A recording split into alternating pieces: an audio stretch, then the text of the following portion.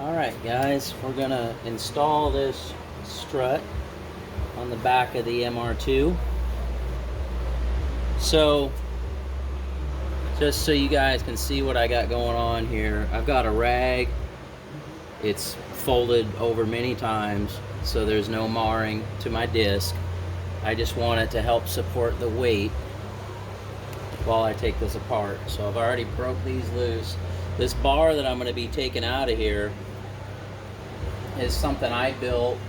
Just welded it up real quick so I'd have a way to move the car around while I worked on the struts. This way, because I also work on customer cars in here, so if I have a customer car, I gotta have a way to move it.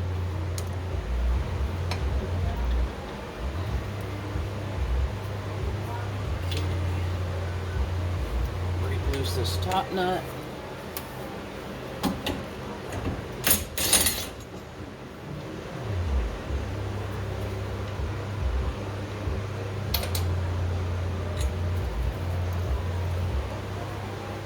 These in the back, I don't think this is part of the factory setup. I think it's something they had to do when they put the adjustable shocks in here, but it's a spacer that goes on top.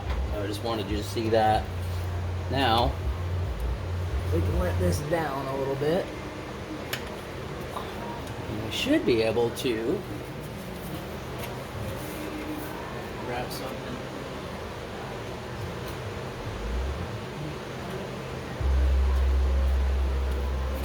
Use something with a soft handle. There we go. Get these bolts to come out.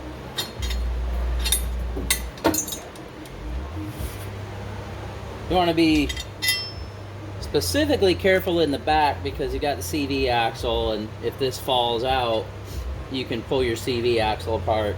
Need to be careful of the brake lines, and of course when you do the front, you got to do the brake lines too. But this is just a little something that like I said, I just welded this together real quick. This bolts on to the spindle in the area where this would normally go.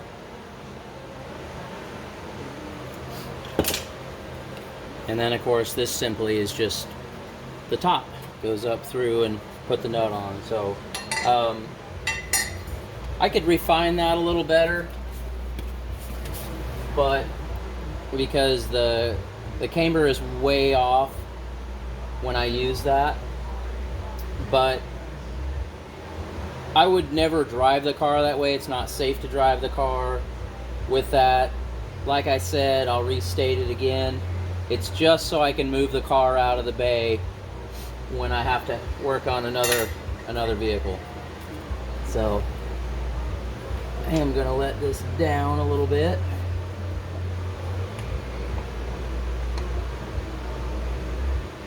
Actually, I'm going to let it down as far as it'll let me go.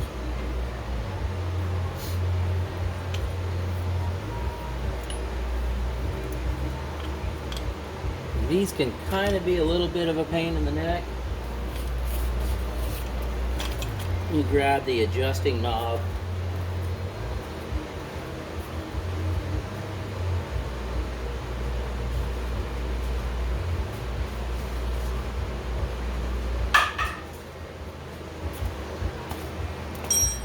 I like to take these and make sure they're backed off all the way. Be real careful with this valving. And once it hits that stop, don't force it. These are conies, as you can see, but that makes it a little bit easier when you're trying to kind of manhandle things around here and get it up in place. Work it around behind the brake line.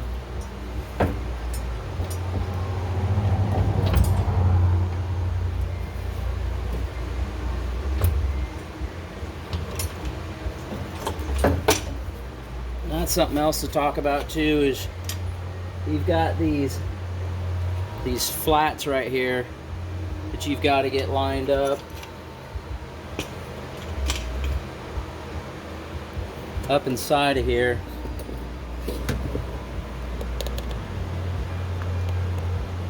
up inside of there. So I don't know if I'm going to be able to do this and have you guys there. We'll give it a try.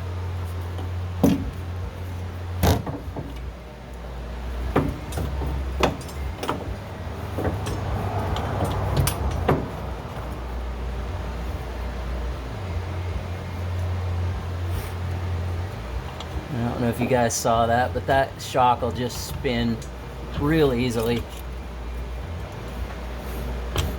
to line up with the flats. I am going to go ahead and get this top nut started just to hold things in place and help me out.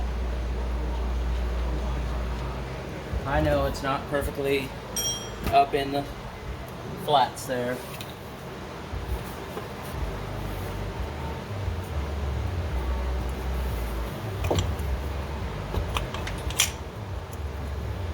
Actually, looks like it's a little small for the flats.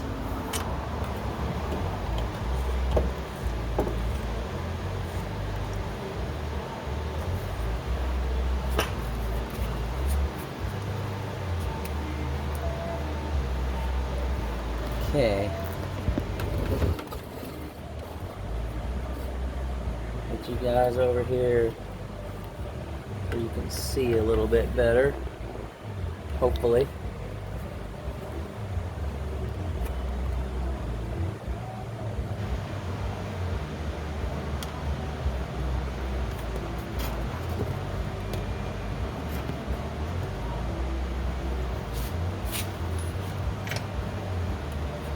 See if this will jack will let this down any further.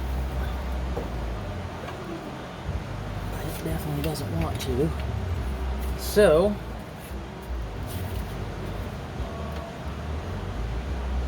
this is why we dialed that shock to its lightest setting. So we're just gonna compress this.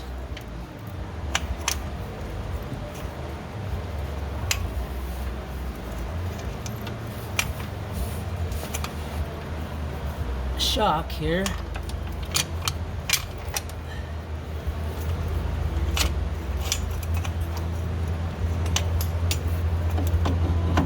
See if we can get enough. Gotta love log trucks.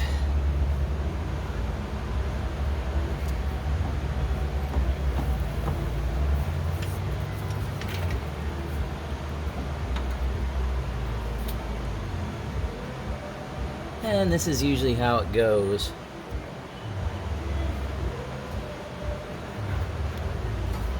Now here's our eccentric.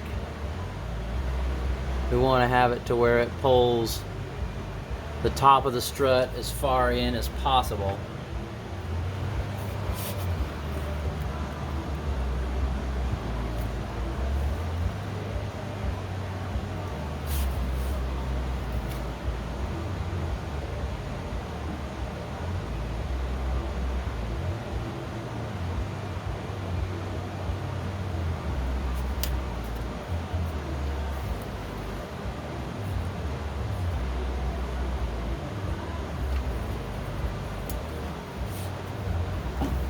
This thing can go down a little more.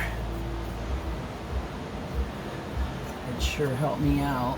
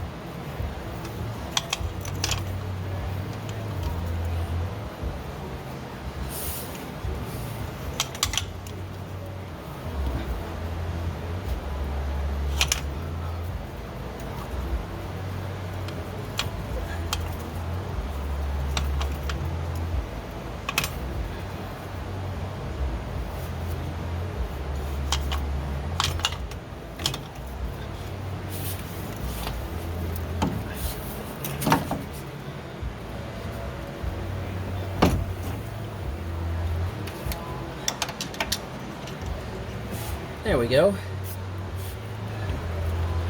So, sorry, got a little throwing elbows there. As you can see, I got a screwdriver through there just to hold it. So, everything else is good. Now I can take this screwdriver and just kind of move it around so I can get this bottom bolt in.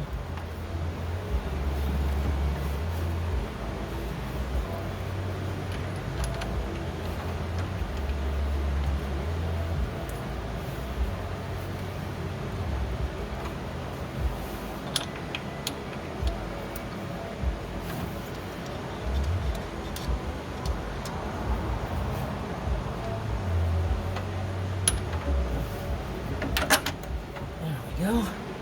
Now I want to try something here. We'll do this.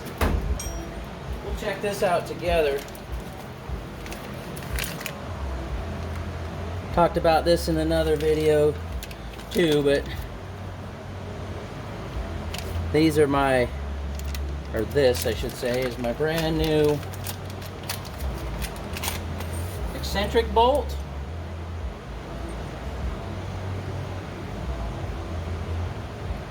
And this eccentric bolt should help us with getting more negative camber.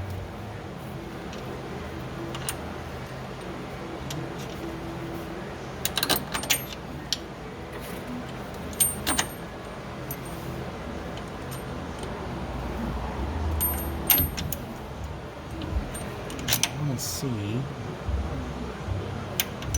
Should be just like that.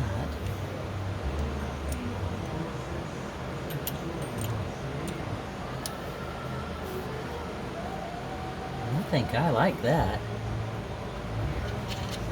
And normally, I'm an aircraft guy, so direction of flight, normally you'd want the bolt to go in the other way, but for that eccentric bolt to work, we have to have the cam on this adjuster. That's just the way it's going to work. So it's also, I can't turn that anymore, so it's also a locking type nut, and so it'll be fine. So let me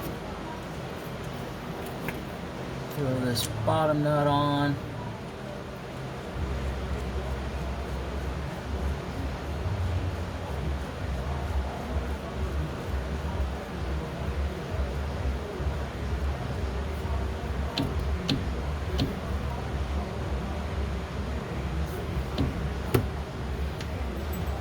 Go ahead and use the jack to make sure that I get all of the negative camber I can.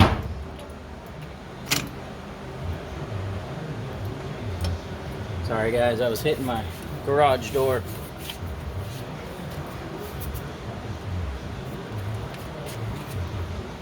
All right.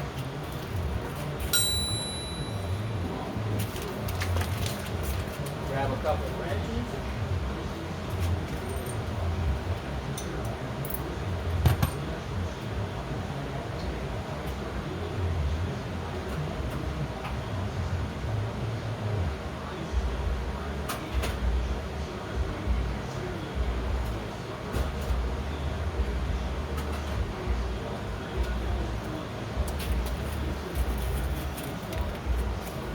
All right. Those bad boys are 9/16 or the nut is bigger.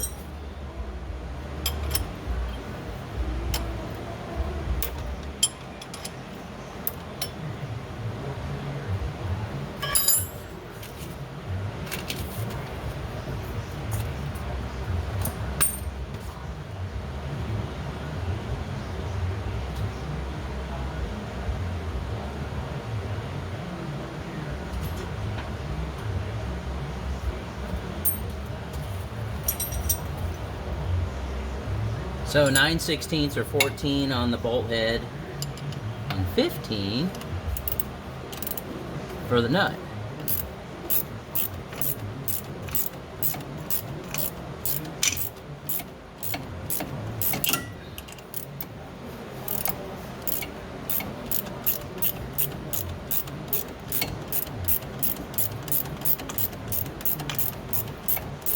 Now guys, I will be torquing everything. I'm just not going to do it on camera because I keep hitting my elbow on the camera. So instead of it doing a bunch of banging around, I'm going to do it off camera. But those two bolts and the bolt up there, and these actually come on the bag, torque to 65 foot-pounds, so obviously that's what we'll be doing there. So, and then